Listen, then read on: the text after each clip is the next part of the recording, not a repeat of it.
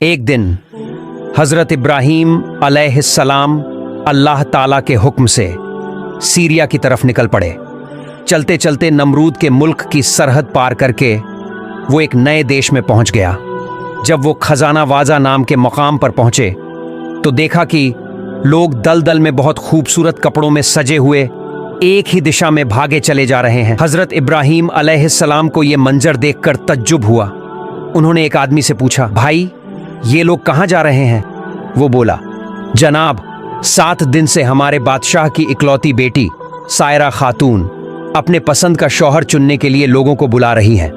हर दिन महल में एक बड़ा जलसा होता है, मगर अब तक किसी को पसंद नहीं किया। ये सुनकर हजरत इब्राहीम अलैहिस्सलाम के दिल में भी तमन्ना जागी, चलो मैं भी देखूं क्या मामला है। अभी उन्होंने इरादा ही किया था, तभी अल्लाह रब्बुल आलमीन की तरफ से एक आवाज आई, ए इब्राहीम तुम उस जलसे में जाओ, क्योंकि मेरा फैसला ये है उस राजकुमारी का निकाह मैं तुम्हारे साथ करवा दूंगा। अल्लाह का हुक्म मिला तो हजरत इब्राहीम अलैहिस्सलाम राजमहल की तरफ चल पड़े। थोड़ी ही देर में वो एक बड़े जनसमूह में पहुंच गए। इतनी भीड़ कि आगे तो क्या बीच में भी जगह नहीं थी, तो उन्होंने पीछे जाकर एक खजूर के पेड़ के नीचे खड़े हो गए। फिर थोड़ी ही देर में बेहद हसीन नूरानी चेहरा लिए राजकुमारी सायरा खातून अपनी सहेलियों के साथ मंच पर आई। उसके हाथ में था हीरे मोती से जड़ा एक ताज। वो एक एक करके हर आदमी को देखने लगी, मगर किसी पर उसकी नजर नहीं ठहरी। आखिर में वो पीछे की तरफ आई और अचानक उसकी नजर रुक गई। हजरत इब्राहीम अलैहिस्सलाम, क्योंकि उनके माथे पर चमक रहा था नूर मोहम्मदी सल्लल्लाहु अलैहि वसल्लम, ऐसा नूर कि पूरी महफिल रोशन हो गई। सायरा खातून की नजर बस उसी नूर पर ठहर गई। उसकी सांस थम सी गई और फिर कदम दर कदम वो हजरत इब्राहीम के सामने आकर रुक गई।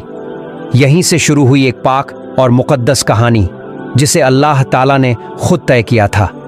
इब्राहीम अलैहिस्सलाम के माथे पर जो नूर था, उस नूर की चमक देखकर राजकुमारी सायरा जैसे मोहित सी हो गईं। उनकी नजरें बस इब्राहीम अलैहिस्सलाम पर ही टिक गईं। कुछ पल यूं ही उन्हें देखती रह गईं और फिर अचानक उन्होंने अपने हाथों से मोती मुक्ता जड़ी शाही ताज उठाई और धीरे धीरे मुस्कुराते हुए वो ताज इब्राहीम अलैहिस्सलाम के सर पर सजा दिया। जैसे ही ताज उनके सर पर रखा गया, पूरा दरबार तालियों की गूंज से भर उठा। हर तरफ से आवाजें आने लगीं, मुबारक हो, मुबारक हो। राजकुमारी की सहेली और पहरेदार दौड़ते हुए आए और राजकुमारी के हुक्म से इब्राहीम अलैहिस्सलाम को उठाकर गुस्ल खाने की तरफ ले गए ताकि उन्हें राजसी अंदाज में सजाया जा सके। कुछ ही